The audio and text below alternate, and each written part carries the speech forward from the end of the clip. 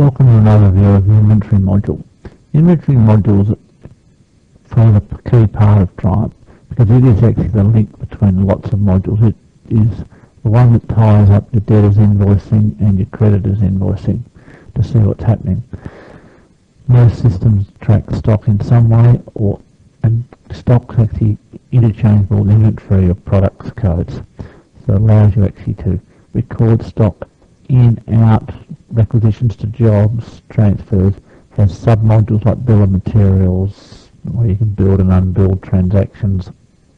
You look at maintenance, you can maintain the bill of materials, you can look up stock item inquiries, and stock item inquiries is simple.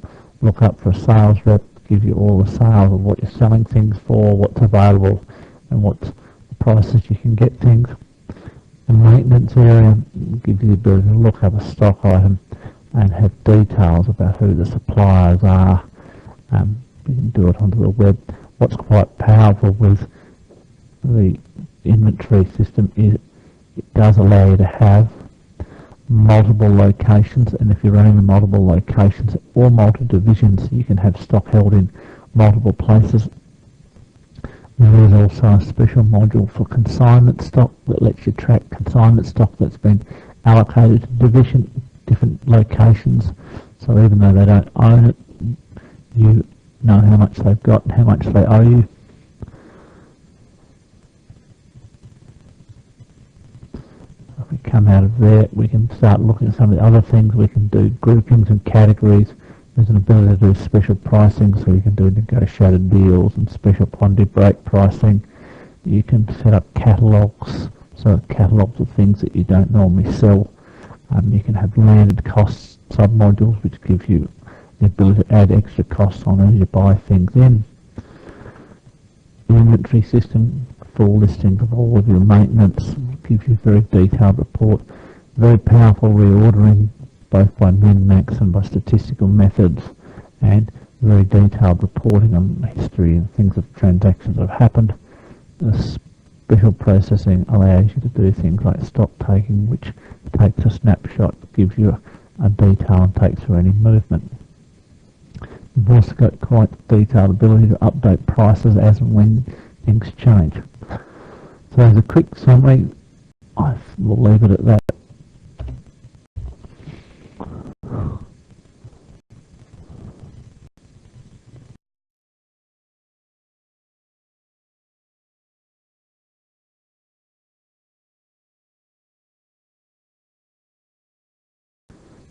A look at the inventory. If we just go into inventory file maintenance, stock item maintenance to get a detailed look at this.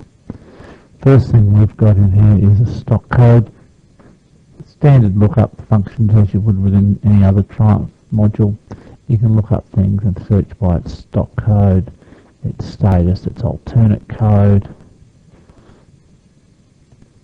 You can search by group, supplier. You can also come across into the description code and search for something. So if I put in pad, it'll find everything that meets pad. What's also different in the lookup here, if I actually clear this out and now put in the word pad and go Shift F4, it'll actually find anything in the description. Just doing that again. If I do a normal F4, it brings up the whole list and searches just by the stock code. Or Shift F4 lets you to do it under the description code. If we pull up a standard stock item now, with the stock code you can normally have 16 characters, but there is an extended stock module which takes out the stock code length to 26 characters, and when that happens you'll also get an extended alternate code from 20 to 40 characters. So alternate code, give you another search code. Normally there's just the first 20 characters of the description. Description, fairly simple for use in term. You'll see also here that there's an extended description, so you can have a far more detail, and in the standard reports you get your normal description, but if you want to use crystal report writing you can start to use your extended description on invoicing, etc. Different types of invoicing. you have three types of stock items: accountable, non-accountable, statistical. Accountable is fairly simple. It's all the things that you want to track and have account of. While non-accountable, it will track all of your sales information, but you can never actually run out of stock. Quite commonly used for things like labour, where you can charge as many hours as you like. And last one but not least is the non-stock statistics. For a lot of clients that buy just in time, you might find you have to buy things for them that you don't normally want to track in stock. So you can set up an item called a non-stock item. These let you keep statistics of how many non-stock items you are selling and buying in, while not actually cluttering up the system with codes that are only ever going to be used once.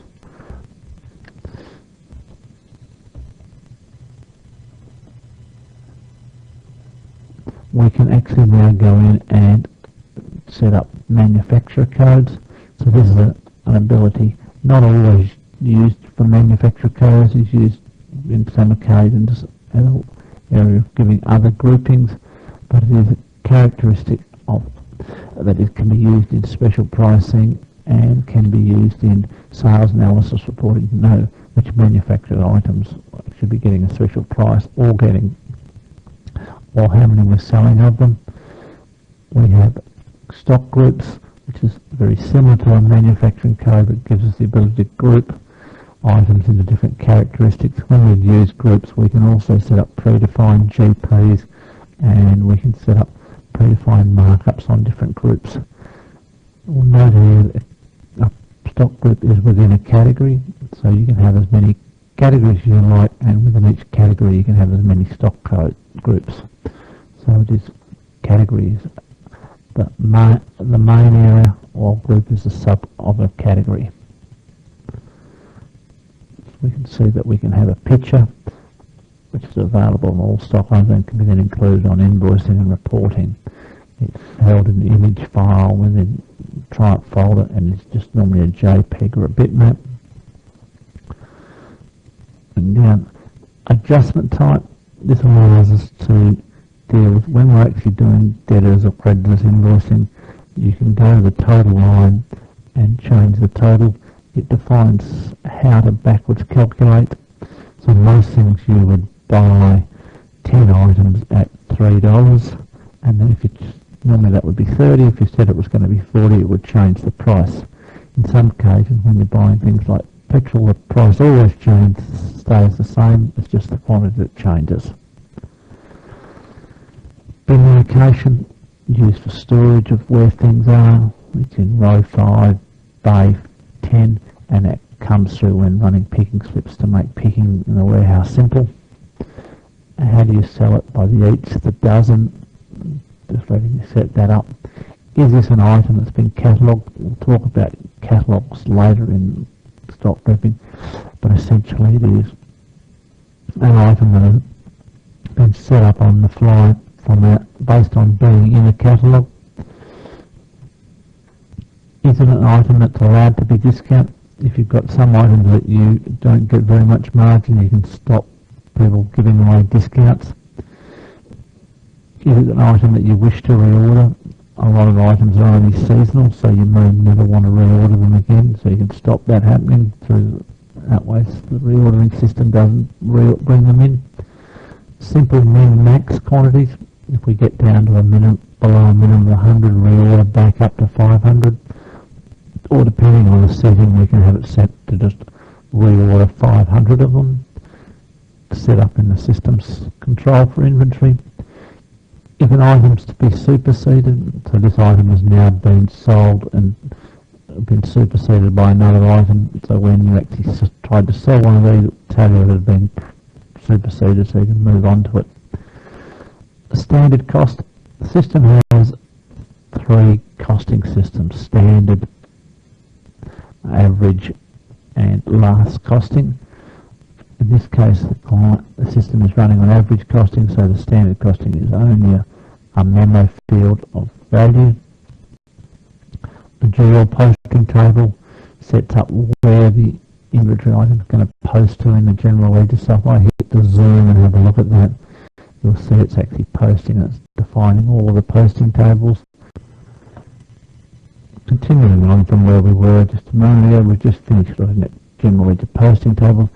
You can see that you can set the purchase tax code to being a different percentage to your sales code. So in this case I'm going to buy this item locally, so I do want to normally accept to get GST on it, and I'm normally going to get GST as I sell it. I can nominate how many items go in a box, and you'll see down the bottom here that every line item on the field has a little prompt to say what it's all about. And then we can have area, weight, volume, which is used as memo fields in most cases, but occasionally used with Crystal report writing to create weights and volumes to go on invoices for shipping. Pricing wise, you can have up to 6 price lists. In this example we've only got the 5 turned on. With this you can see that some items highlighted in yellow are set to be Inc tax prices, others are highlighted to be X tax prices, and the items can be set up with predefined margins. These predefined margins can either be on a product line or can be set per group, and you have an ability to set different price lists in different currencies if you wish to do that. We'll move on to the suppliers now. When we put in a supplier, we can actually nominate different suppliers that can sell this item. You'll notice that with a manufacturer is normally different to a supplier. Some people do get that confused, so a classic example may be a Toshiba. Toshiba we get from the manufacturer, but we don't actually buy them from Toshiba directly. So this example here that we're looking at there, we can buy it either from Sitman, from Readyform, from Stride Unix, or from Swister. Our preferred supplier is Swister. Their product code is a 23167, or we could get it from other people and they have different product codes. This is actually good because we can look up these product codes to find them from different suppliers. And I can look in here and see the details of each one. I can set up lead times for different suppliers. I can nominate different landed costs for each supplier. And we'll see down here we get details about each supplier's shipping barcodes. We can get whether they're giving it to us in cartons, boxes, singles, if there is a conversion factor for each different supplier. Do they allow us to get split orders? So we have to buy it by the carton, or can we split an order? And then we can nominate their different prices that they're offering us. So each different supplier can have 4 different cost prices, plus also their last cost. Barcodes, we can come into barcodes and have multiple barcodes per product and nominate which is the preferred barcode that we'll be using. So this is the one we would normally print out. Documents, same that we have in all other modules. You can set up modules of products to be looking at them. In electronic commerce sense, we can actually also turn this item and say we want to go it on to our website. As we put it onto our website, it'll now print it out to the website. As that website then goes, we can also then nominate under the website alternate products that potentially could be used to buy this item from. If we now go into the figure inquiry,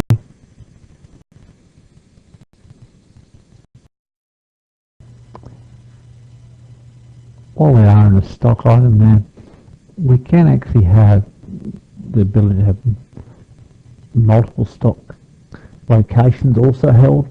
If you bought the multi-stock location or multi-division location, it will actually detail the division, the location it's in, name of where it is.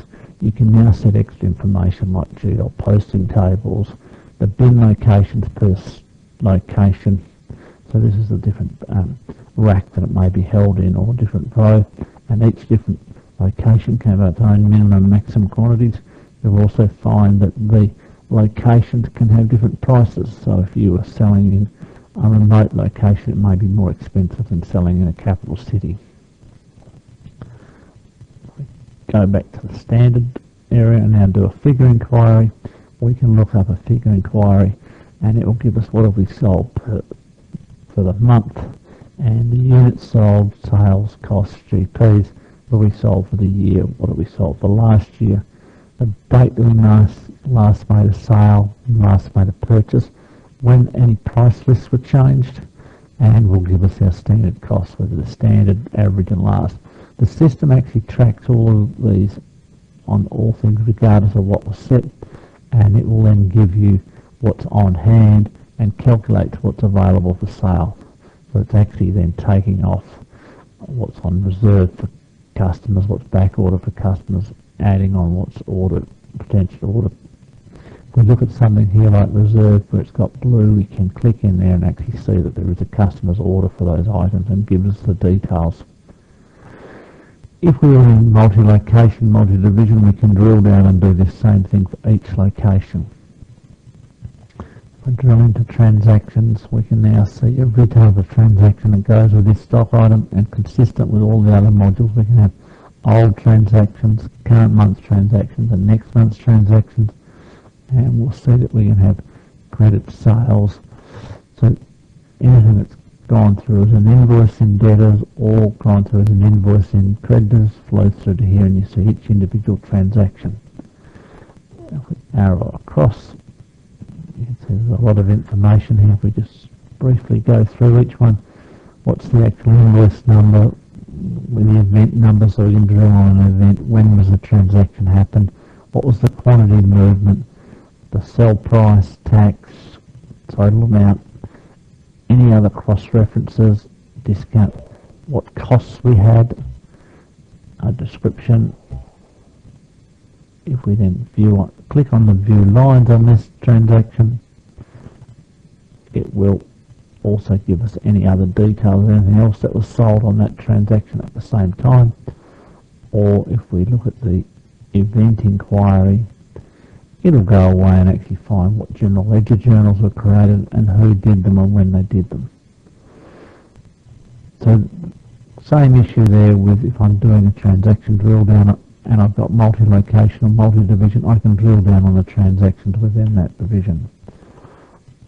As a quick summary of the maintenance, I'll leave it. One more thing before I do that, supplier inquiry. If we are looking at different suppliers, we can also drill down and have a look at how much each supplier has supplied to us for the year. And I'll leave stock maintenance. One of the interesting areas in inventory is starting to look up inquiries and lookups. So the first thing we're doing normally if we're looking up information is common areas, is stock item inquiry.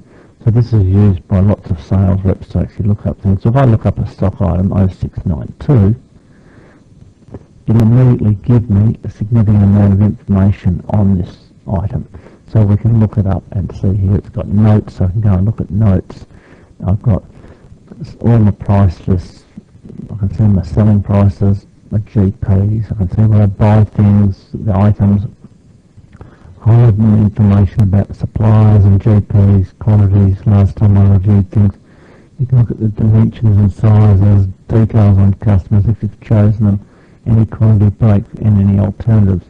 And if you put in a customer's price, it will let you actually come out and say this is a promotion price, and if he's buying a certain volume, what will that price be and turn out.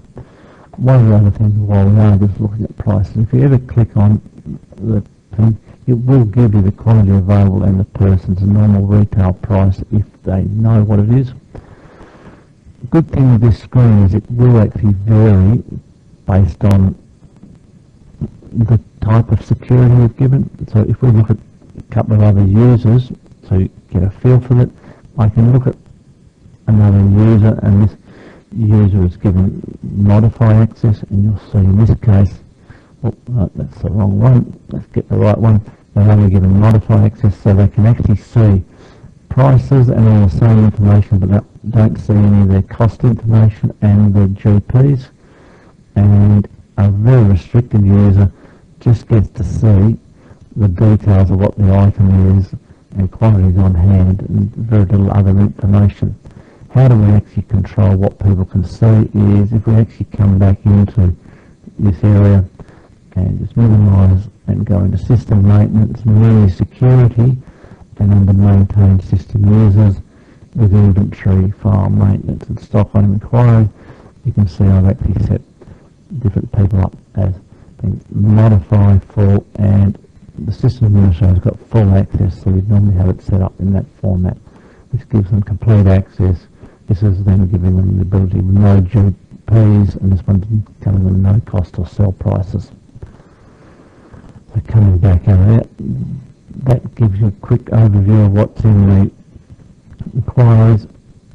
While they are in there, you can also see, if you've got full access, you can do figure inquiry and transaction inquiries.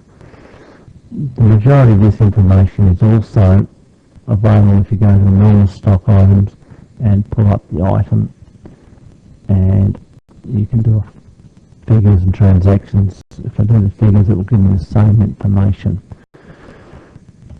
The main reason people tend to use this is it's very quick and easy for the sales reps, and if you've got multi-locations, multi-divisions, it will give you the details for each location.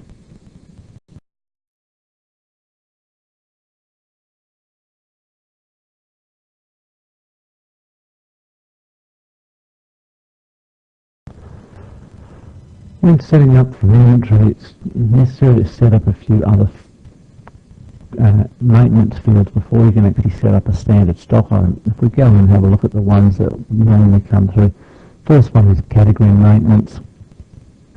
If I set up one in here, and we'll just call it pens and pencils. So what a category is, it's a major group.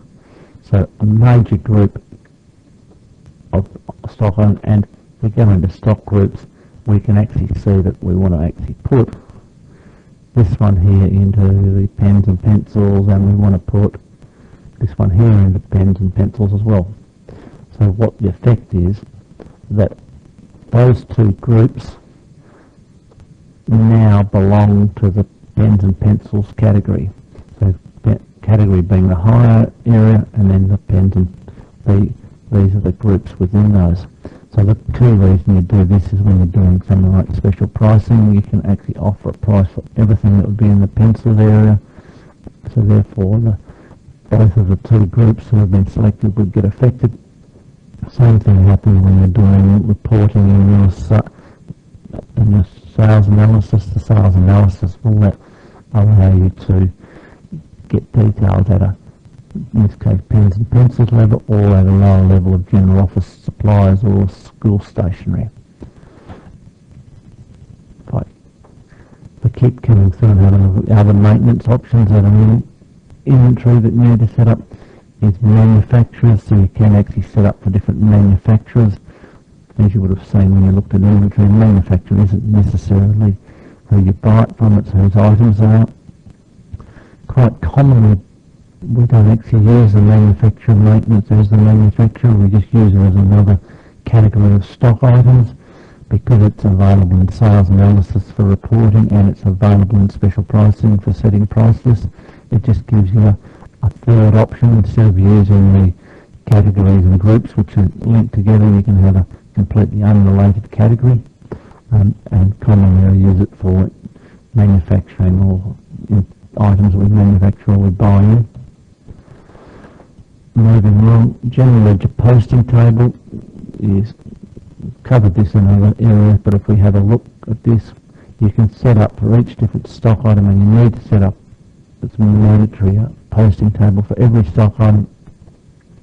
This defines the entries that will happen as you do any transaction. So you'll see it's got opening stock, closing stock, stock on hand, what purchases account it will go to, what sales, and if you're giving away any discounts, how they're going, or any promotional discounts for special pricing, how that will work. And each different stock group can have its own different areas.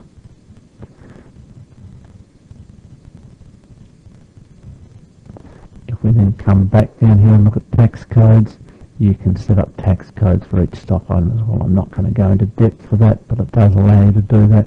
If you've done the other modules, you'll have seen that, and landed cost has got its own area. The one we haven't covered yet is alternate supplier maintenance. What you will find is under a stock item, if we pull up a stock item, there's an ability to go into a stock item and look at all the different suppliers and who's been supplying you these items, etc., to know where you're getting them from. The alternate supplier maintenance brings you the same information, just in another screen. So I can look at this one, and it is just giving me a summary of that stock item and all the different people we're buying it from and the detailed information. What it does as well, though, is actually give you the ability to start drilling down and seeing the period to date, year to date sales, purchases, etc., even though that is still available on the stock item. And that's essentially all the maintenance that we need to do.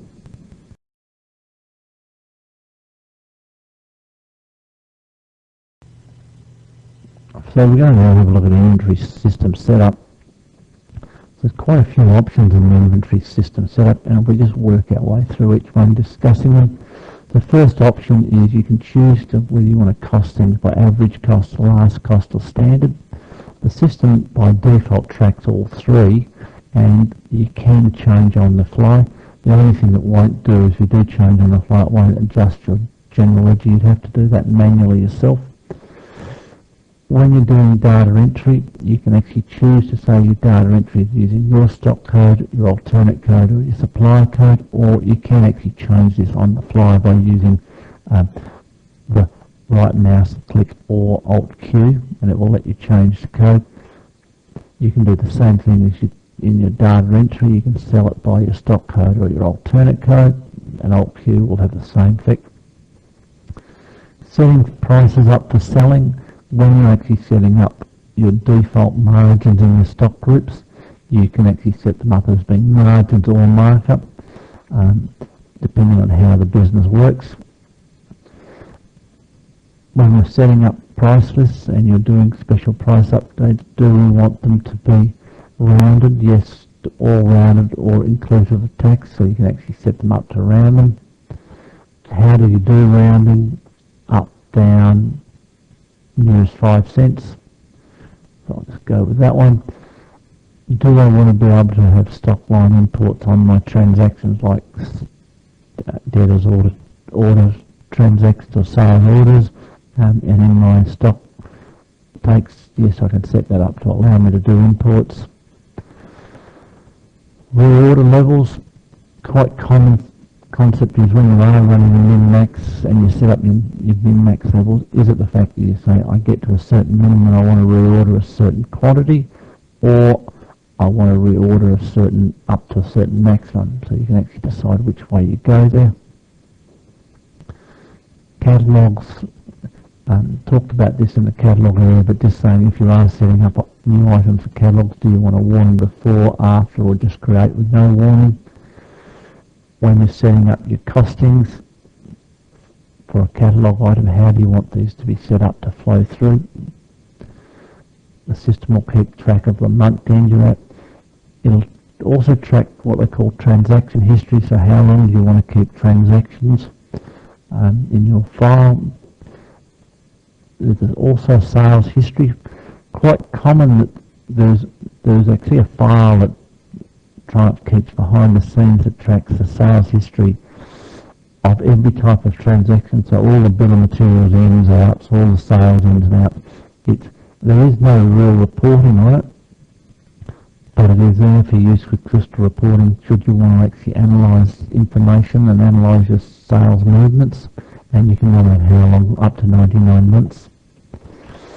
Do you want to keep barcodes? Yes, no. You can actually put extra barcodes in there.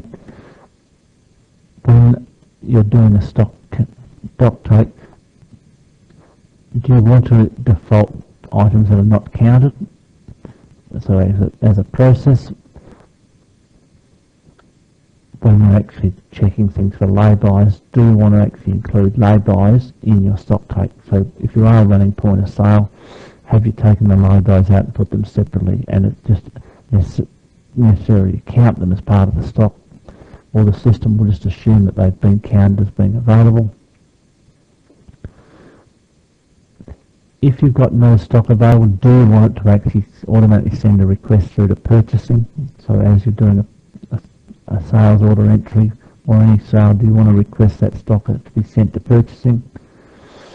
Warranty sales, this is quite a powerful tool, is if you are making a sale to a customer under warranty, it's quite common the reason you're selling it to them is that you're having to replace it and therefore you're selling it at a zero value. If you don't want those zero value sales to affect your sales statistics, you can actually set it up that it will take it out and not update sales statistics, but will take it out and put it into a separate sales account as well. So you can see how much warranty costs are costing you. How many price lists do you want to have? You can have up to 6 different price lists, and it's optional how many you want to have, but 6 is the maximum. When you're buying items in and you receipt them in, do you want the selling price to adjust based on the margins you previously had? And it can have it to be set up to automatically change, or do you want to have it so it defaults and just defaults what price it is, and then you can decide to change it if you like. Talking your price list, what do you want to name your price list, so you can actually set up your price list and name them whatever you like. And if they are in different currencies, you can set them in their different currencies. We continue across looking at this. Is a price list inclusive or exclusive of tax? Do you want your prices based on your stock margins to change automatically? So if you have set them to adjust, how do you want just this price list to adjust, or all prices? When you're bringing in catalogue items, how do you mark up that each different price list or sell price is created? And setting up discounts in groups, you can name these as well. We continue on, we can get default document numbers for different transactions, so requisitions, transfers, production. When you're setting up stock items, we can set default non-stock items, so how do we sell by each of the dozen, what's our default lead time, default stock groups, default manufacturer and default GL posting table. Setting up your supplier prices, you can give these names as well, and you can set up your standard pricing, so quite commonly you can set up your nominated buy price to come on purchase orders to come through as the last buy price or one of your nominated price lists.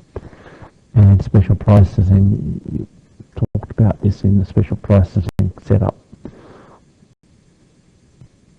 That will do us per purchase for the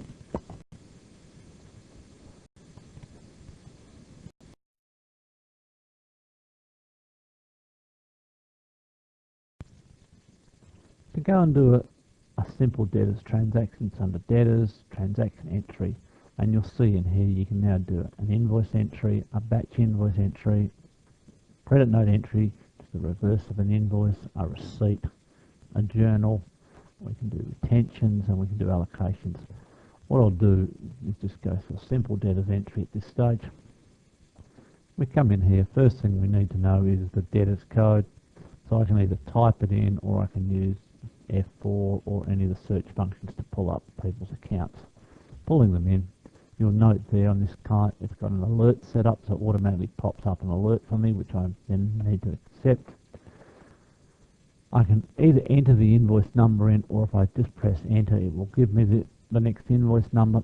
Something to note there as we come into a new invoice number, there is an ability to have pre-selected templates, so you can have some predefined layouts of invoices coming through. I won't cover that at this stage. The invoice number comes up by default. Sales order number, if you've got a sales order number system running, require that to be recorded. Customer's order number, allowing you to say who it was. If they've got a purchase order number, if you've got the debtor set up to automatically say they need an order number, it won't let you go past until you've recorded something. The amount of the invoice, this is an optional field used as a check total.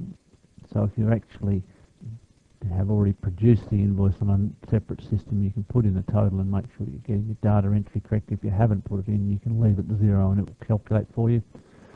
The payment due comes up. So in this case, we can see this client is on a 30-day from end of month because it's gone from 16th of March through to the 30th of April, but we can then override and change the date that this is due any stage we like. It'll bring through the client's default price lists, so we can change the price list if we wish. We can put the default discount will come through, and we can override that. Same thing with the default sales rep, sales area, and we can put in our notes. If it was a foreign currency debtor, it would put in the exchange rate. Automatically brings up delivery details. So the first delivery details, if we've got multiple delivery addresses, we can choose the delivery address, or we can come through and we can write in our extra bits and pieces if we wanted to go on the delivery details. Other information, if we've got this turned on, we've got settlement discounts turned on, so it lets us then record that there's going to be a settlement discount, percentage or amount, or if there's going to be a retention, we can set that at the same time. I won't at this stage. Let's us come in now, and we can see that we've got different types of lines, types that we can do, and I'll go through each one in its own right. So first one is I can choose a stock item. As we've seen before, we can search for things by groups, categories, and if I drag this across so I can get to the description, I can go and search on the description and put in part of a description, and it will search just for those components, easily letting me do that. What's quite powerful as well is that you can do searching on other alternate codes and information, and you can set up characteristics by hitting the right mouse code to set things in place. I won't go into that in detail, but worth you investigating some of those. What's the quantities I'm buying? The price, you'll see it's come up here with a promotion price, so I therefore must have a special price system set up. If I click on the three dots, it'll give me the other prices that are set up on this customer. And I can put in the tax amount, letting me override GSTs. If I put in the amount here, which is the total, it will do a backwards calculation for you. We're calculating the tax and the prices on that account. To finish off an invoice, you can either enter down through it, or if you hit the append button, it'll finish that line for you. A couple of other things while we are on a stock item, you'll notice over on the side here, it gives you the picture of the stock item. What have you currently got on hand? What have you got an order from your suppliers? What have you got back order for other customers? And what's available for sale today? And if you click on the extended description, it'll give you details of what other detailed description you've got on it. So not just the simple invoicing description, more information again. While we are in a transaction, a couple of buttons that are worth looking at is zoom button. If I need to go to that stock account, I can hit zoom and it will take me straight through to that stock account. Won't go into detail on that, but I can now click back on the debtors invoice and carry on doing our work. I can carry on now and do a charge line. A charge line lets me do things like freight, couriers, so very simple. What's the charge line? And you'll see the transaction lines are exactly the same. What is extra on charge line? We've turned on that we want to keep costing, because freight charge, we don't know what it is. We can add the cost to get our GPs correct. We can put in description lines, and I've put in multiple description lines. You'll see by my typing, I'm a very good typist. We can then do a non-stock line. A non-stock line lets me pull up a non-stock item. Same thing, same data entries we've had before with discount prices, and I can then put in the cost of this item at the same time.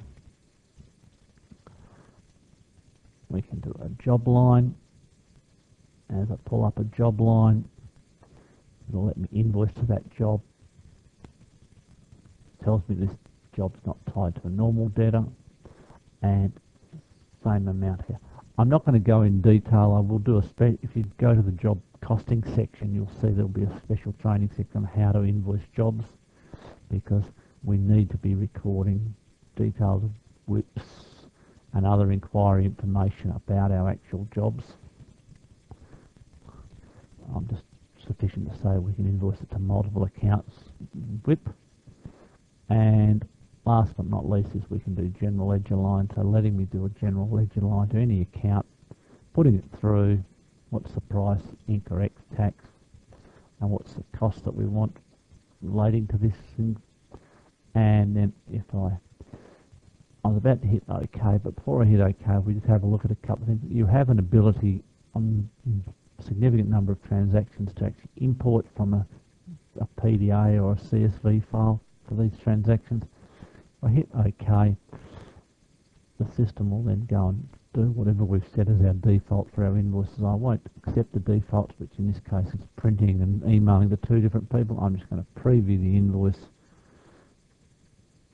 and you'll see I've now been able to produce the invoice with all the detail that we put through, the grand total, and I will close out of there.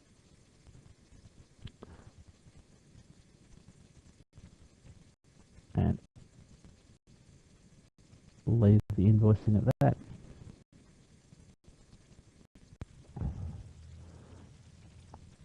So in our previous video we went through doing an invoice. Now we'll have a look at a couple of other things in here. So a batch invoice is really the same as it.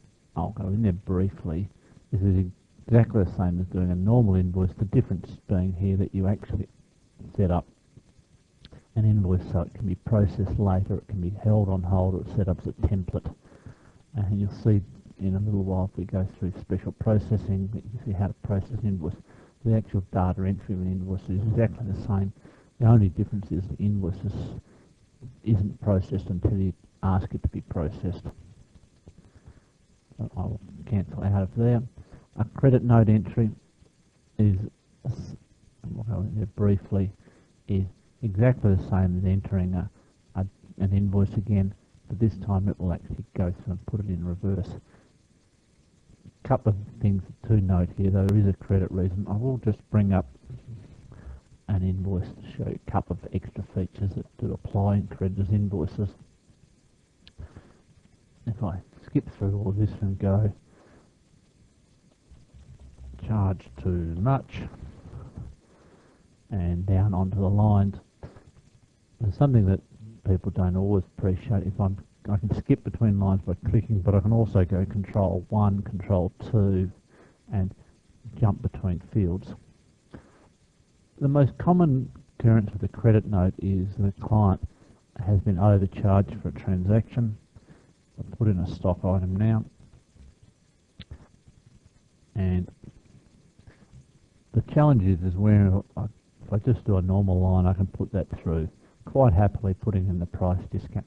If I've got an overcharge for that same item, the challenge normally is that I have to do that. I have to bring the stock into the system and then take it back out in most other accounting systems.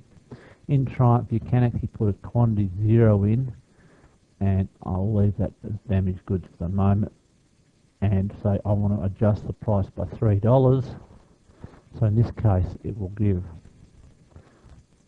a $3.30 discount to the person, but won't actually adjust their quantities movement. So just making it very easy to maintain without having to muck around with stock in and out. I'll look at one of these other stock transactions just to bring up another issue. When I am doing stock, there is a concept of having damaged goods. So if a client is bringing goods back to you, are they going back into stock? Because you can still resell them, or if they are damaged, it won't go back into stock, it will go into a specific damaged goods account. If this is a goods that are going to be claimed back against your supplier, it'll sit in that damaged goods account for you to then reconcile and make claims against their account. I won't process, actually I will process that credit note just so you can see the last bit of it. I won't print it, but it will then ask you to apply this credit note. You don't have to apply credit notes, but if I do, it will then bring it in and give me all the outstanding invoices, and I can then choose to allocate this invoice against it, either by selecting the particular line and putting in the amount myself, and saying it's $43.30, or I can pick an invoice and hit auto apply and it'll bring it through for me. Processing that there. Closing out of there now, and think I'll do. So we'll just go in now and have a look at doing a transaction in creditors. As you can see, there's numerous transactions. We're just going to focus initially on a creditors invoice entry. Something to do notice with creditors invoice entry, there is also an entry of invoices through purchase ordering.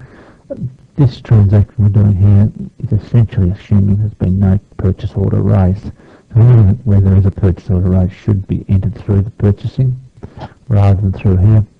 We'll just pull up my favourite example, Mr. Sitman here, and we can say when's the invoice date coming in, what's the invoice number, so we're actually recording it off their transaction details they've given us. If we've given them an order number, which in this case I'm just going to say it was a Fred, the ability to put in an amount, this is actually a check total, so normally when you have a creditors invoice, your data entry putting in may actually have a total on it, so that you can actually put in the amount that you're expecting to pay and it will check it for you. The system automatically works for you when the due date, so this guy's account is based on 30 days from the end of month, so it's gone to the end of March and then added 30 days. We can put something on hold and then we can put it in there and say it's overcharged if we wanted to. I won't do that at this stage.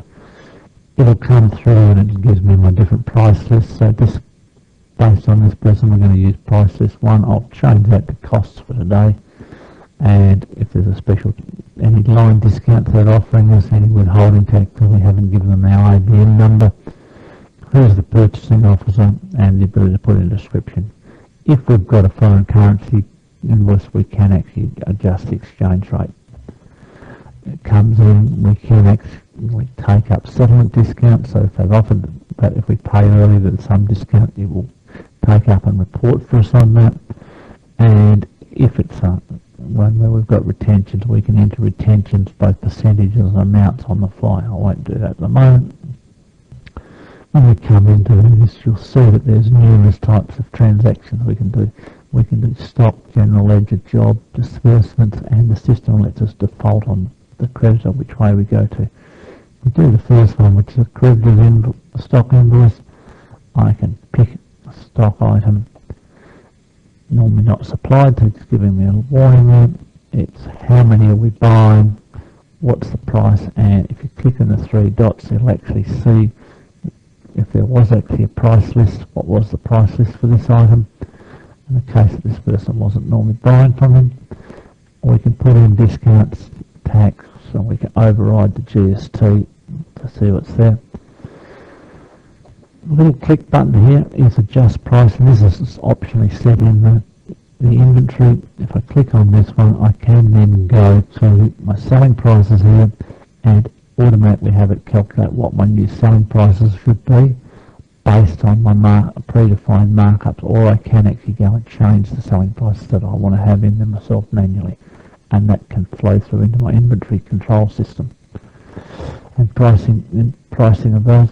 Other things that are available while we're doing this, it will tell me how many I've got available, what I've got on order, details of how much is a carton, conversions, pictures of what we're actually buying. I won't adjust any pricing at the moment. While I am doing that data entry, a couple of tricky things that we for data entry. Normally most people come through and do an X tax add, but I can actually come in here and say this is 440 Inc tax, and you'll see what it does is actually do a backwards calculation, and now tells me that there's been a cost increase and I should be considering updating my prices. I won't at the moment, I'll let that ride. I will go and do it. The other thing we can also do here is, what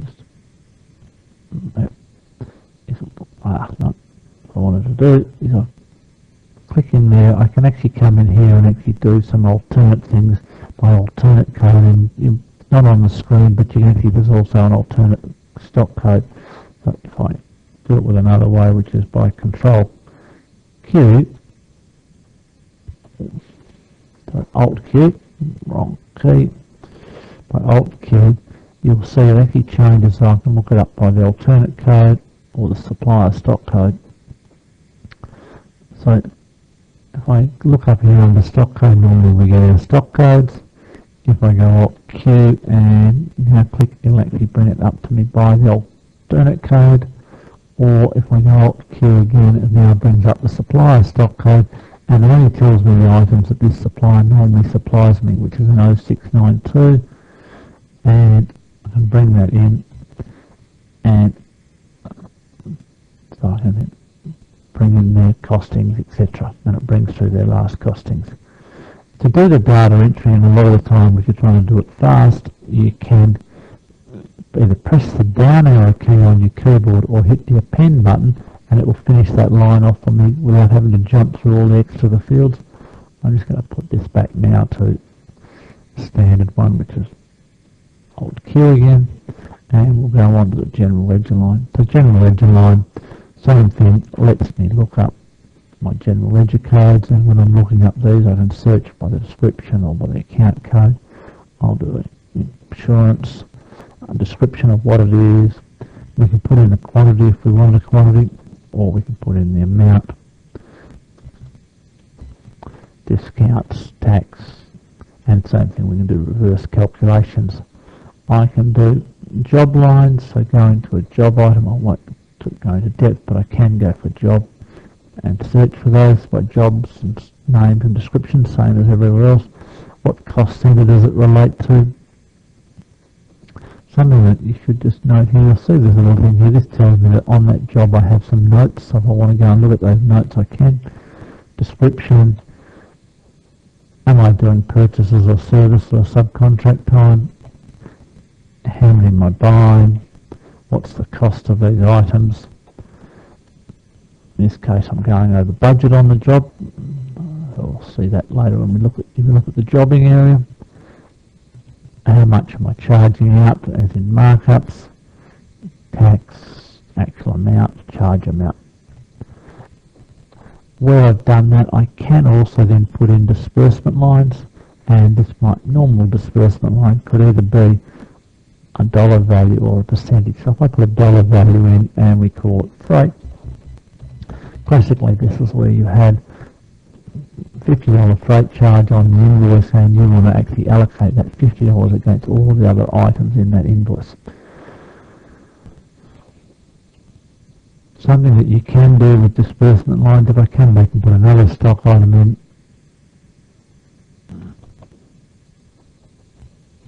and then do another disbursement line, I can actually have a percentage and add 10% to that.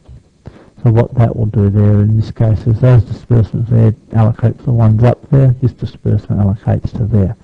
The rule is the disbursement line will go up to the next blank line or up to the previous disbursement. Alright, if I hit OK then, I'm expecting that it won't actually let me process this. It'll come back with a warning, and the warning is invoice loans must total to the invoice amount. The reason it's come up with that is I put up here that the total is $2,056.97, and previously when I set my header in I had a check total of that.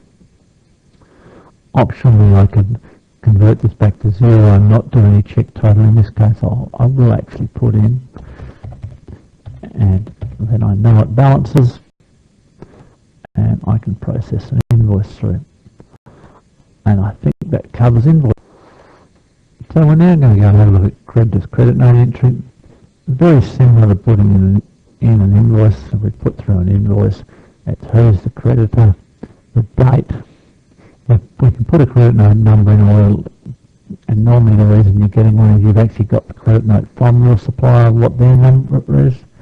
So I'll put in credit note 45, our order number, so we can do our check code. And you'll notice here these details here are all as per an invoice. I won't go through each one in detail. I'll come down into the lines. As I'm doing a line, I can pick the stock item, how many I'm doing, the prices, and you can see what's available. So essentially allowing you to do the same thing. You can do general ledger lines, job lines, you can do disbursements, and you can do a description of why you're doing it. So it's very simple, it's processed. So let's just briefly do it. A job line, general ledger line, so I can whack one in. I shouldn't be putting it to opening stock, it should be going to something like purchases. How much? Process it through.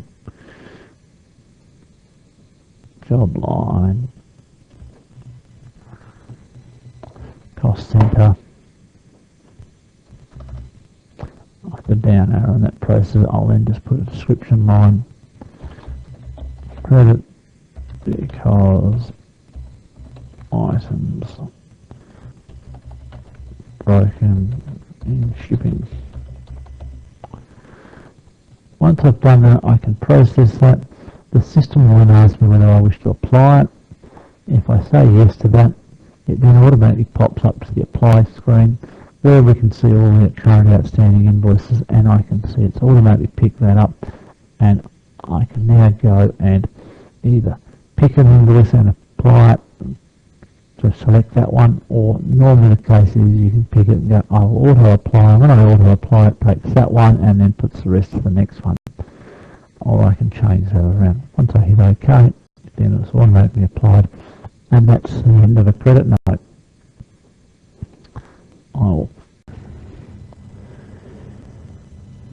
Inventory is very rarely used by itself, so most transactions that happen with inventory are really done within debtors and creditors. But if we have a look at the transactions that aren't done within those areas, you've got a couple of entries here. First one is stock sales and return.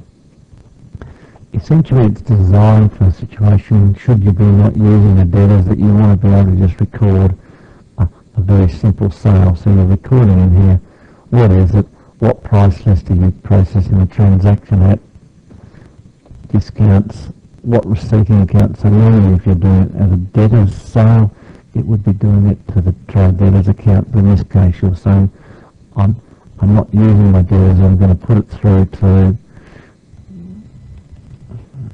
a different account for some reason. So let's put it to, we'll just use repairs and maintenance as just a dummy at this moment.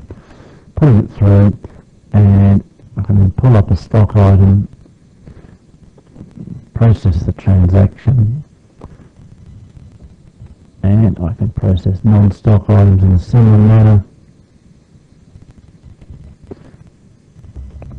Paint, price, and costs can go through. So if I process that through, and then we go and have a look at our maintenance.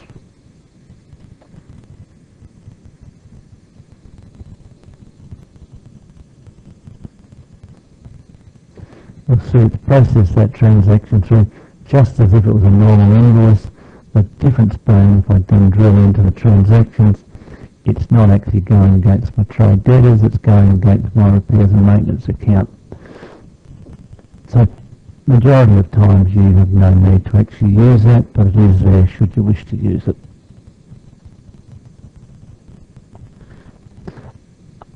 If we come back into here and just talk about that transaction, if you're only getting returns, you can do a return as a negative and it will do the exact opposite entry. But as I've said, 99.9% of the time people would actually just use their entry, their normal sales through debtors. Goods receipts returns, very similar concept here, is that you can have the same situation. Instead of using the supplier's invoice, you're coming through and doing the supplier's invoice manually, and it will ask you what's the accrual account that you're processing against. So in this case I use electricity as my dummy, and it will say what stock item are you making, and I'm bringing in 5, how much did it cost you, do you want to bring in GST, and if I process that through, and when I process that and have a look at my inventory account,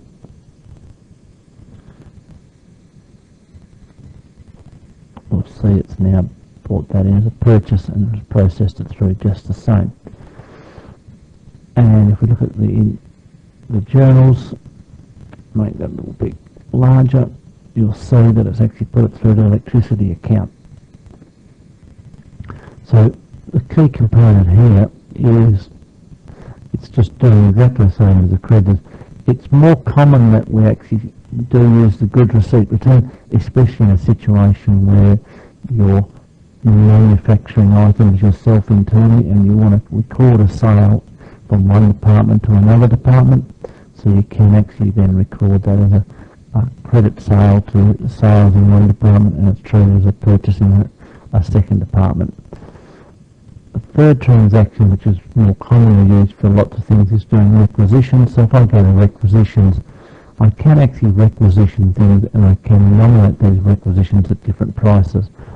I'll just initially do it at a cost price and I can put in a summary and I'll leave my credit sale as it is.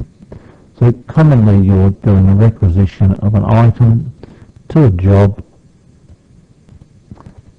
a certain cost centre and references, and I'm taking 2 out of stock and it's at this cost and what charge is it going against the job at. Very simple process, so it's really taking it from one department's stock on hand and moving across into the work in progress area. The second option that you can do there is actually pull it from stock to use into general ledger. The most common reason this would be for own use or for marketing. So it may be that you're using stock for an advertising campaign, so we'd use 50 reels, office pads as giveaways, and we want to cost that into the advertising department. So if I process that through, and we can get a requisition report, which I'll skip at the moment. If I look at the stock item there,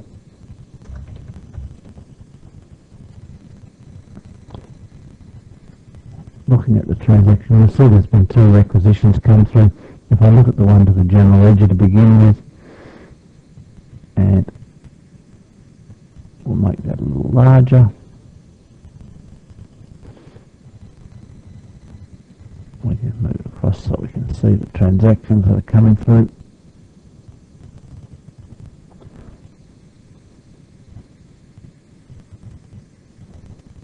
So we can see here that it's actually taking things out of stock on hand, adjusting it from purchases, and this is doing the jobbing side, so it's then moving into the work in progress, and then on the second line of the entry it's taking it out of stock on hand and taking it from purchases and putting it into an advertising expense.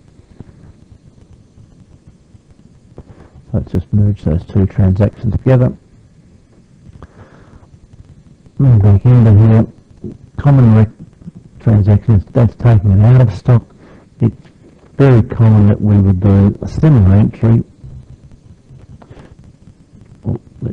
to bring it from a job back into stock, and in that case you would always just do it as a minus transaction, which has the effect of taking it back out of stock, out of the job and putting it back into stock.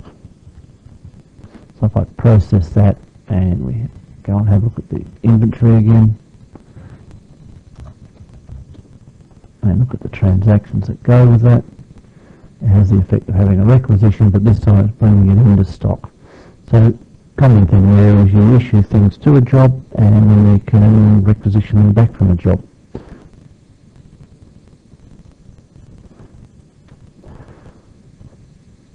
If you have there's a few extra things that to be conscious of when you are doing requisitions. If I requisition a bill of materials,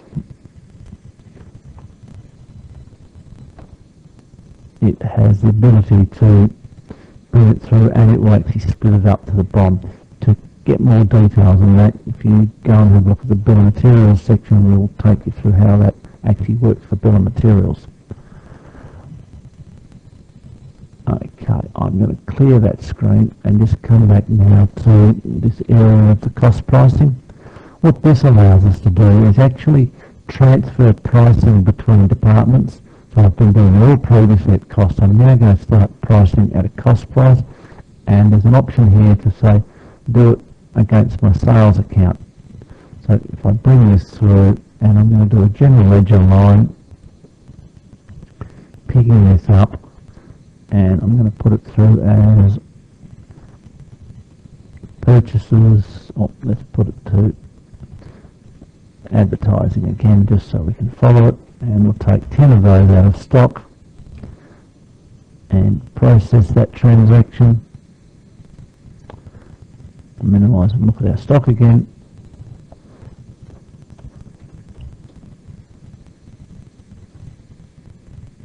And we'll look at the end of this. So you'll see now we've had this requisition of taking 10 out of stock. You'll notice that the price is different. So previously we were requisitioning it at $1.30. Now we've done it at a price list. It's $1.15, which is the price list that we normally sell it for. And if we do an event inquiry and make that a little larger again,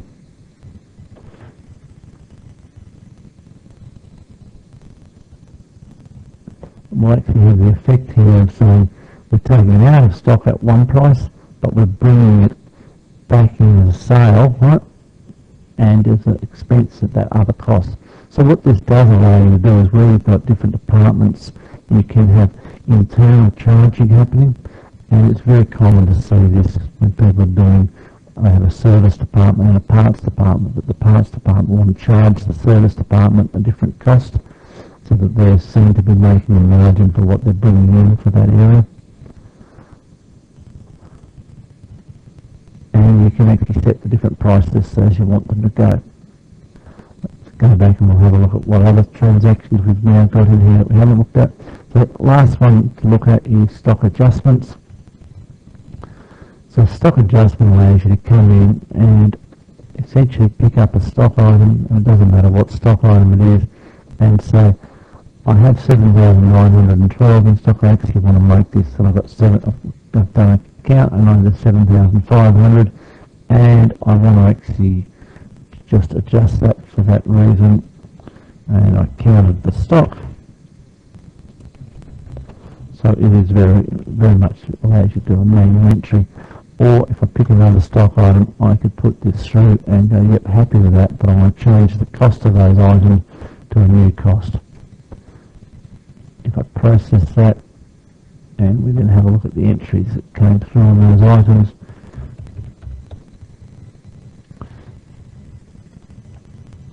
you'll see the system's automatically done an adjustment and adjusted for the difference between what I put in as my count and what it had as its count.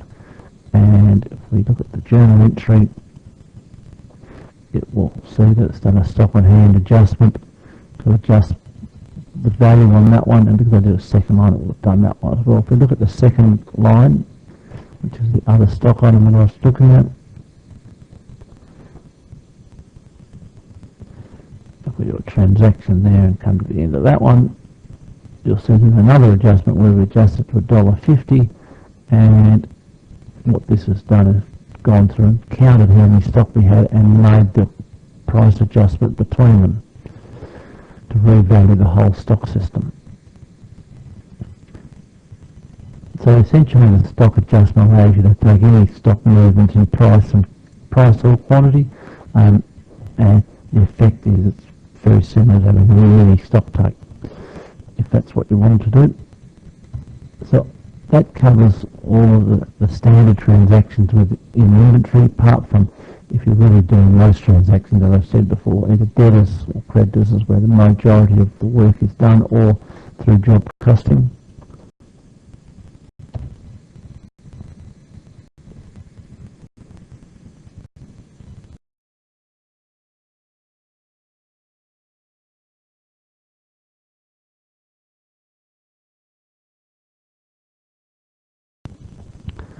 The reporting in inventory is normally the listings and reporting, so we just go and look at listings for the moment. We'll look briefly at stock item listings. When you go to a stock item listing, key things to be wary of here: it has a detailed listing and a summary listing, and when you're looking at these, you can actually optionally just see superseded items or ones that are flagged for deletions. You've got criteria of grouping, and these apply in all of the modules, so you can actually have a look at them, and you can choose to have selection. So if I just briefly look at a detailed report, this will print, and you'll see it'll give you the details of all the information that you've put in on a stock item. Close that one and give you the same information in a summary format. It will give you the details item by item. One thing to be just conscious of in running these reports is sometimes you do want to make sure you get your groups so you don't get too much detail on there and make it a lot simpler. So if you are playing, you can actually find that by running with these different selection categories you'll get different groupings and subgroupings, and it can get a bit confusing. We come out of here, we can get a barcode listing. The barcode listing will print it with or without the barcode. So if I print this up, it gives me the items with barcodes. If I close it and print it with the barcode, you'll actually get the details of what it is. And you'll see in this case it hasn't brought it up because on my PC I'm not running the font for barcoding. If you had the font for the barcode, it would print it up. You can also print barcode labels, so you can actually choose an item that you've got barcodes, and if you've got barcode printer or barcode fonts, you can print up the barcodes and have 100 printed off. We continue through here, having a look at things, alternate supplier listings. Do you want to get the different prices? Do you want to summarise the price listings? So if I do one without prices, it gives me each of the items, but details of that person. No pricing. If I do another one with the pricing turned on,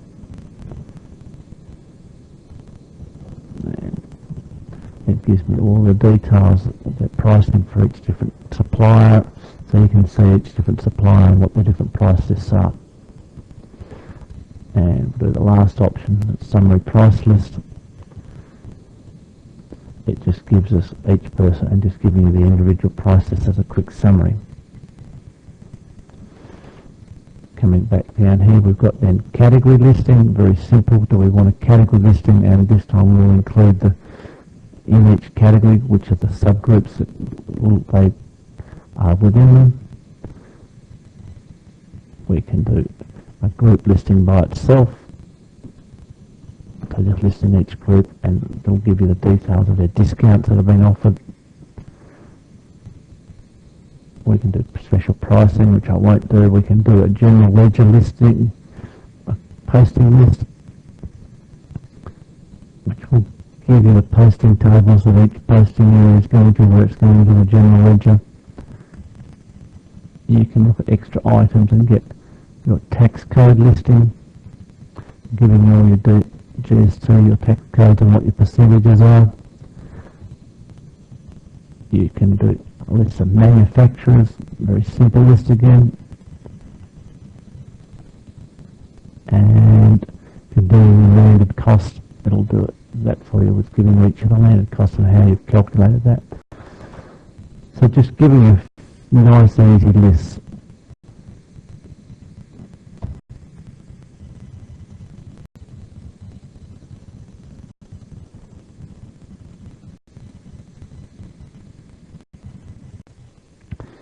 Inventory has an extensive set of reports because people need to see things in lots of different ways. So if we just have a look at some of the reports that are in there, first one being the daily sales report. Daily sales report lets you come in and you can choose to look at things by stock groups, categories, and have your own categories, so it's worth experimenting on the different options here. But if we say we want to look at it by category, by stock group, I can come in and do a selection, and I can choose to print a daily report, or I can choose to expand that and say I want to look at this as a monthly report, and I can choose different range and categories of this. But this will actually give me, for that time that I've said, how much have I sold in certain categories. So just having a look at that. Each of the different categories and the groups, what have I sold, quantity, amount, cost, GP, percentage, dollars, what tax, what gross earnings am I getting. You'll notice here it also flags if our GPs are less than we expected them to be. And by being less than what they expected, so it highlights them. What that does remind me of, if I just go back briefly, let's look at that, is that is driven by my stock groups. You can actually nominate your minimum GPs in a stock group. You can also nominate your expected price margins and your different sales structures. So back into reports while we're there. So we can also do a stock sales statistics report, and this lets us now look at things to say, what have we sold for the period to date last year, and last year and this year. So if we just go period and year to date, we can choose to summarise it by just groups, or you can actually choose to do it by certain profit margins, greater than, less than, certain percentages. Options of being able to do it by stock code, and if I do it by none, the selection gives criteria as well. And this will then give us a similar sort of report, but now giving a stock item by what have we sold for the month and the year, and you can see same thing highlighting in red ones that we're not making our expected margins on. If I do the same report this time by last year and this year, you can see it's giving us this year, and then last year as a second column. Moving right along, we start then looking at some of the reorder reporting. So reorder reporting by statistics is quite sophisticated, and what I might do is actually leave that and come back to the reporting as a separate little area. We'll look at price listing. So price lists allow us to come in and choose the different price lists we want to have a look at. We can actually list out average costs, standard costs as well, and we can choose a price list, whether it's price list with the tax or ex-tax. Let's go with the normal pricing. I can choose to list deleted items in. Do I want to include them or not? I normally don't. Do I want to bring in promotions if I'm doing it for a customer? And I can choose to do it by certain groups and categories again. So a very simple report coming up, and here's all the different prices we have for each different item. Stock movement report. The stock movement report lets me look at it and go, I'll do by manufacturer, by stock code.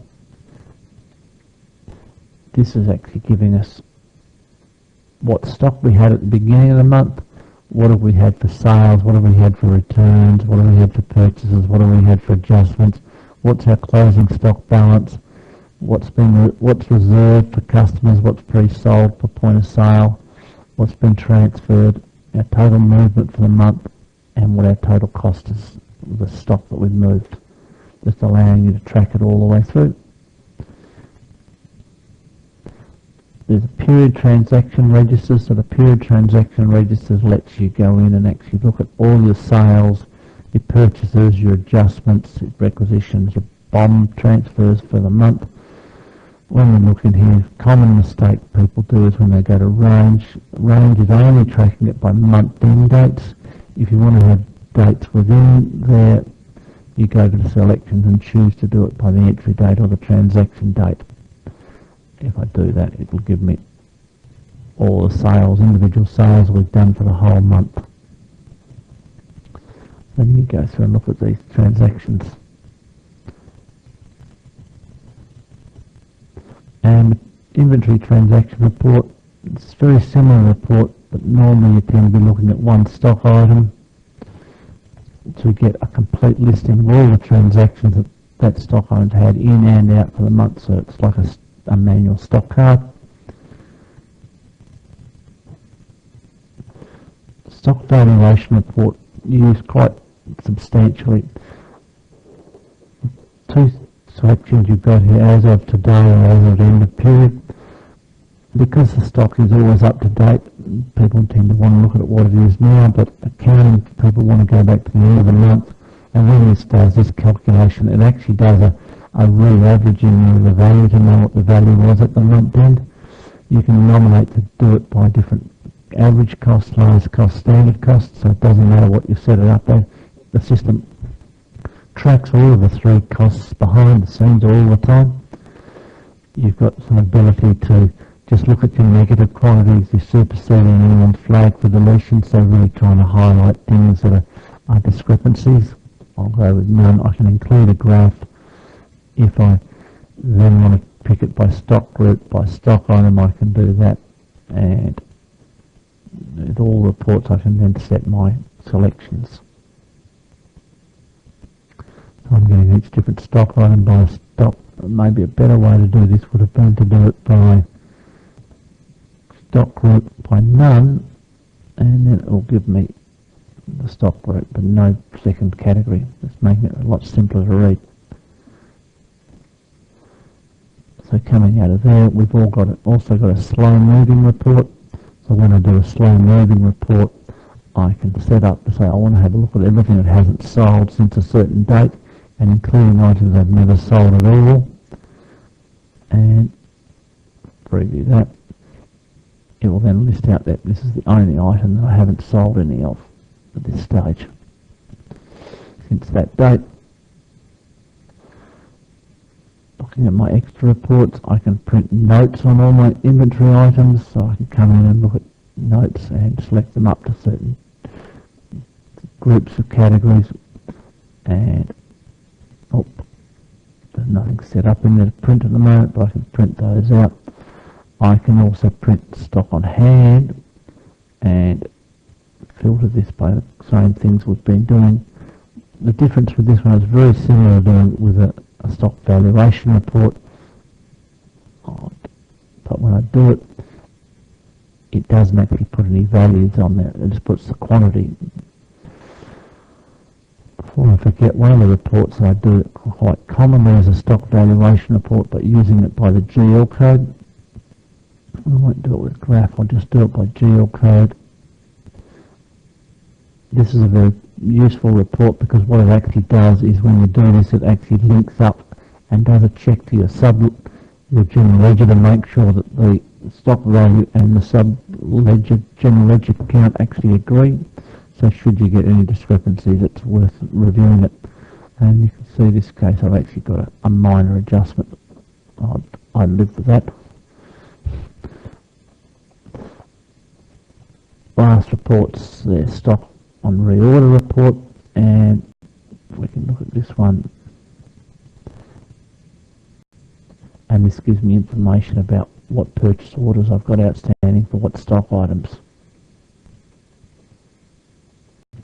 So I'll click there and I'll come back and look at the reordering as a separate. So we're now just going to have a session talking about reordering. Many people don't realise the number of options that Triumph have for when they are working out what we should reorder.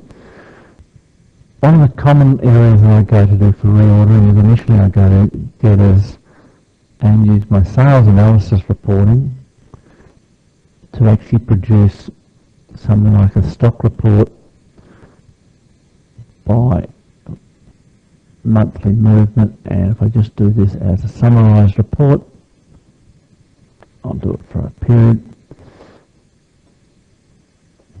Not want to update my report.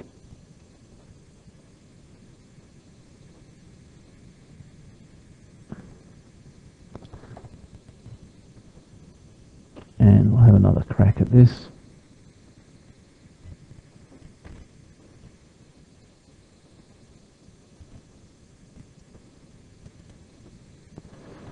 So what this is actually giving me is a report which is giving me the actual movements per month of a stock item.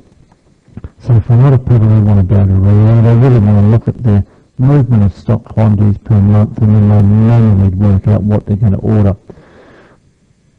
For a lot of people that's sort of the first step in reordering. The second step in reordering is they start to think I can work by minimum maximums, and Triumph has an ability under our reporting to have extra report options, and we go stock order, reorder, min max. This report lets you choose to cost it in a different method. How do you want to print it, by the stock code or your supplier code? Option here to do reordering by min maximums, right? And you can actually reorder either up to your maximum, which is the norm, or you can only reorder up to your minimum. Why would you do this? It's quite common for people to be ordering on the first few days of the month and they order up to the maximum, but should they be out of stock and may want to do a mini order in the last week, and just order up to their minimum so that they don't have to buy it into their cash flow, and then they do another order in the next month. If we go to next, we can choose to do it by groups and categories, so I'll just go by stock code, and I'll do it for everything, but you can choose to do certain suppliers, manufacturers to get their items. Two options here, and we'll talk further about the purchase requisitions when you do that module, but you have got an ability to run this report and produce a purchase requisition so that it'll automatically be reordered or put into the pool for reordering. I'll just run the report for the moment. I won't run the requisition side. So as I run through, it works out based on the min maxes that I've set in my system that this is the only item that is below minimum, and I should be reordering 4 of these. It's going to cost me that amount, and that's the value that it'll cost me to reorder. So it's this is the only one that's below my minimums. So I can finish that, and normally if I didn't have the purchase requisitions on, I would then raise the purchase order manually. The third option for reordering is to use the stock reorder by statistics. So this is a lot more sophisticated, this report. This is actually saying I want to choose to run it by my inventory or supplier code. And then we've got an ability to start thinking about things to say, based on my sales volumes, do I expect my sales to be higher or lower? So I can say, in this case, I'm expecting a 10% increase in my sales this month.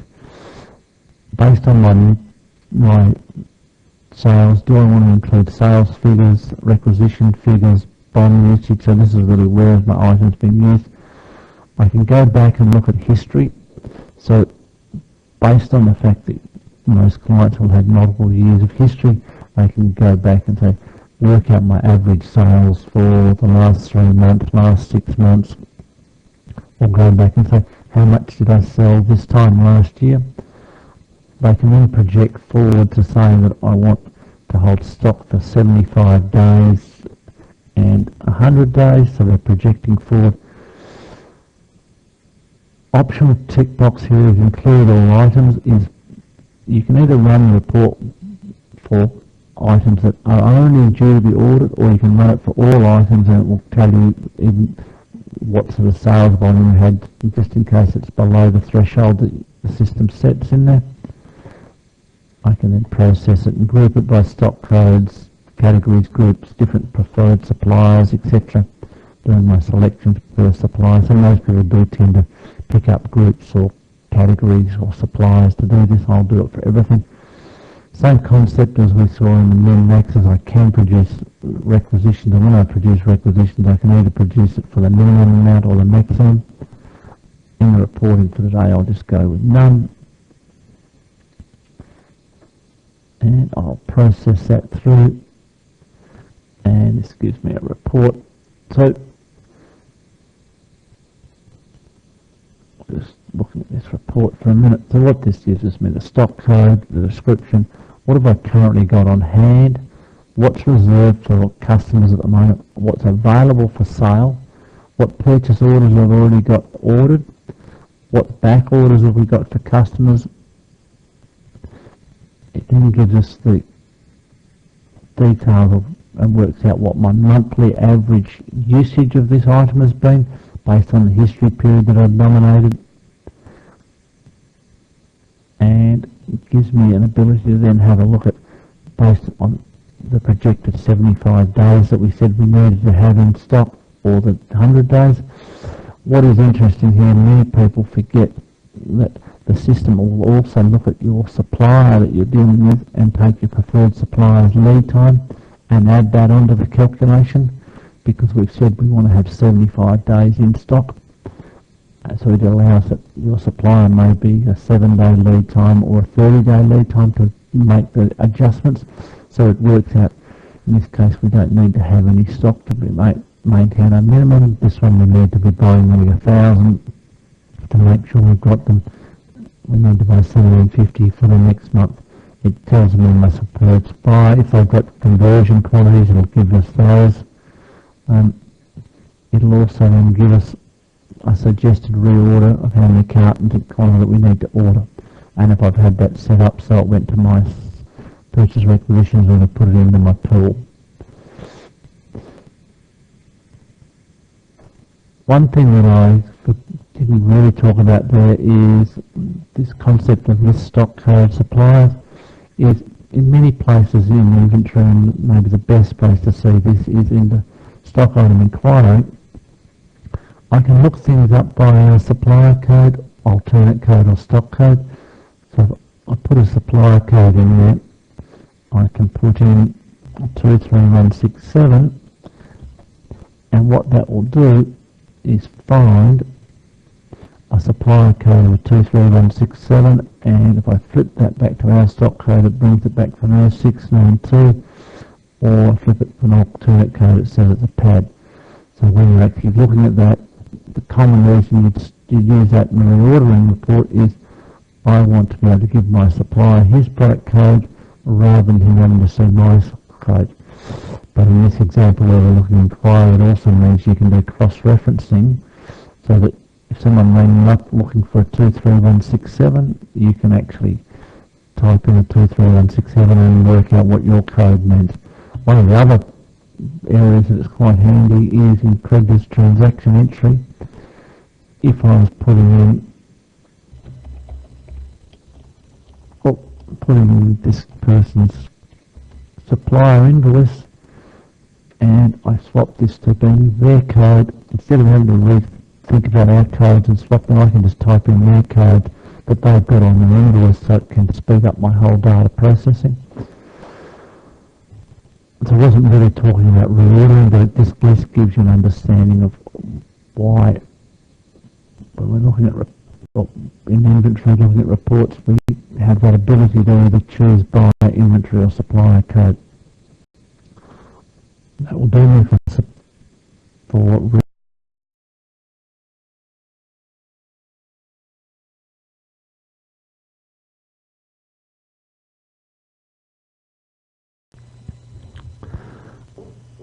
when you end of the period when people want to do a stock take, the way to do that is if you go to inventory, special processing, stock taking, quite a simple process. You actually define what the stock type item is going to be.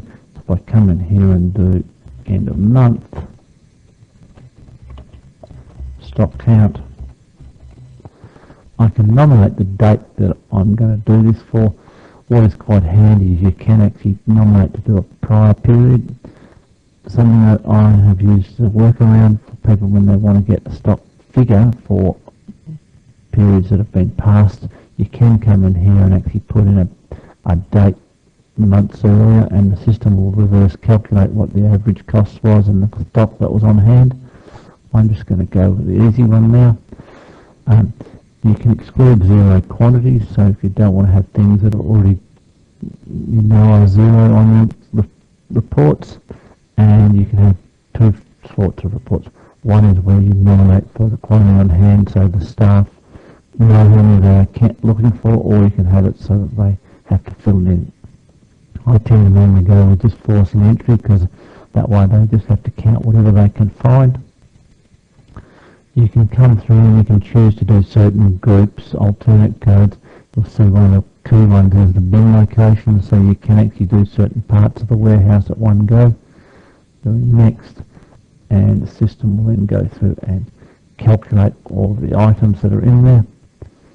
So obviously I've got a stock taking process, so if I come in here and have a look at my stock take sheets, I'll find I've now got two stock takes running, and it will only allow you to have items on one stock count at a time, because otherwise you confuse yourself. So if I come in here to this, I'm going to do my count, and I can print count sheets including counted items that have already been counted. I can print them by the stock code, by the bin location, by the group. So I'll do it by bin location. I can print certain selected areas, and if I just preview this, it will print up, here's the stock item area, how many do I want to count. Maybe I'll just redo that for the other stock take, which has got a bit more detail in it. It gives a better look, and you can see there's all the stock items, and why am I counting? You just fill that in. The key thing to be aware of with stock take is at the time that you define the stock take, you have to have entered in or the normal transaction. The common error that a lot of people make with their stock takes is they define the stock take the moment they're about to do the stock take, or define it before so they can get their count sheets. The problem is that if you've still got transactions and invoices that you haven't processed, or goods receipts that you've received the goods but haven't yet data entered, that means they're not in the defined stock take. In a preparation for stock take, I commonly will get people to define their stock take and print their stock take sheets, and then go and cancel their stock take so they've got all the sheets to hand out. Then they can start the staff counting, they can finish their normal paperwork and finish all their transactions, and after they finish their transactions they can then redefine their stock take so they know that their actual timing is correct, they're matching their paperwork with their physical.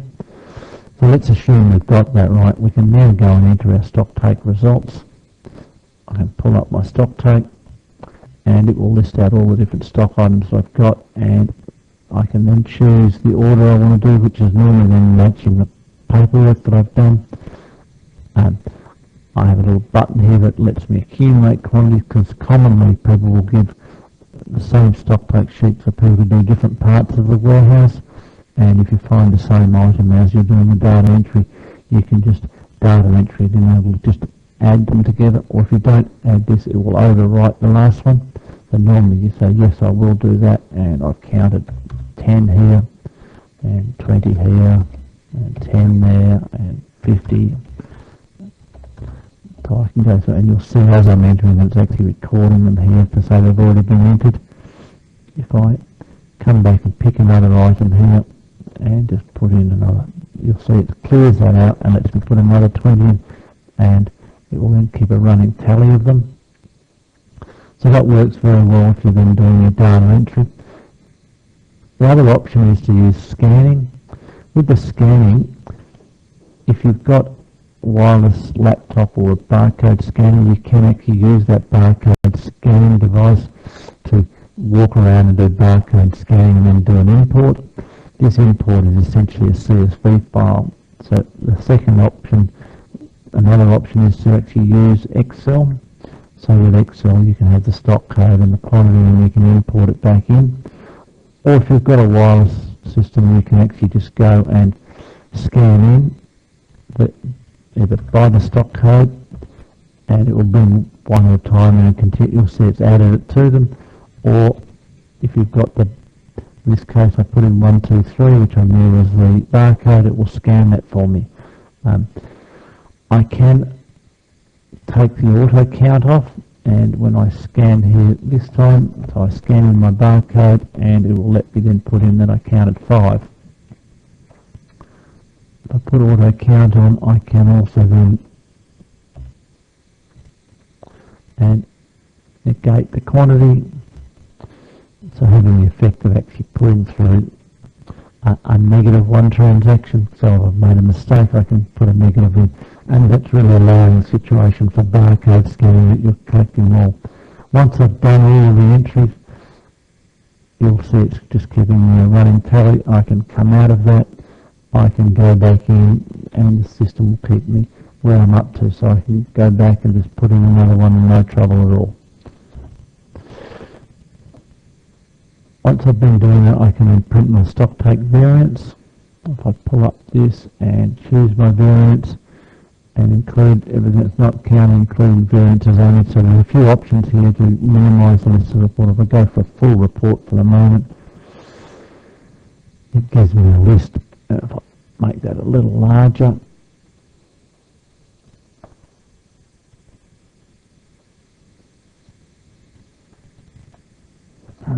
so we can see what it gives me. You can see it actually is giving us what's the stock item, what does it believe we've got on hand, how much have we counted, what's the difference that's come through, and when I'm looking at it, I can see the difference. It calculates it out, but it also works out what the cost of those items are and recalculates them so that we can actually have a look at the items and know what the values of those are. So if I've made this, make it a bit smaller, I can have a full value of my stock at the moment.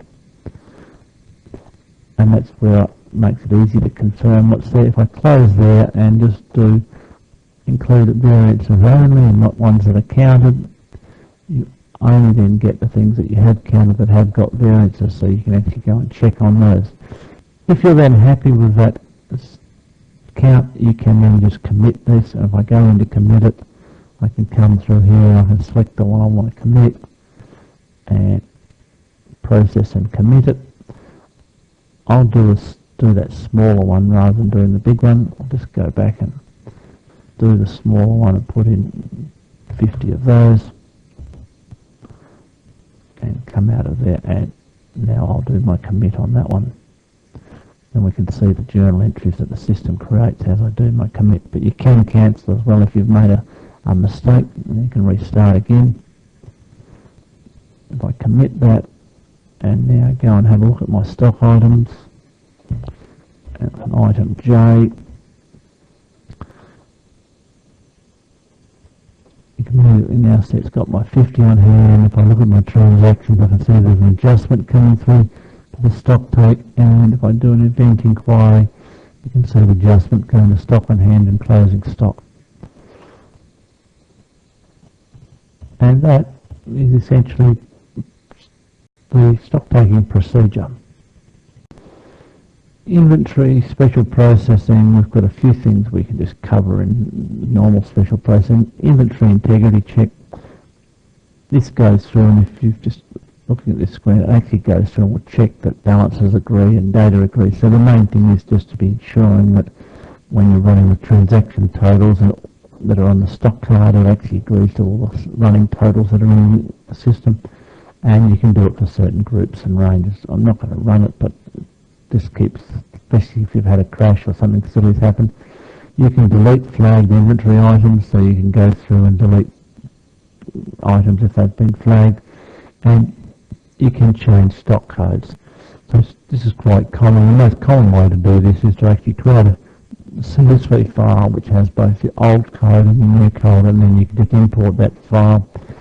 But if I jump to editing, it means I can add in an old code, and so I'm going to now make it a new code, and it would go through and actually take anything that saw that code and make it an old code. The main thing I'd do there if I was running this, I'd make sure I did a backup first, and I would then be running it from a single user perspective. And end of day, if I just get rid of my user that's causing me my troubles, the right one. Back in inventory special processing, so I can do an end of year period, and you can click end of period, and if you are at end of year you can choose your end of year. Quite simple process. That'll be enough for that.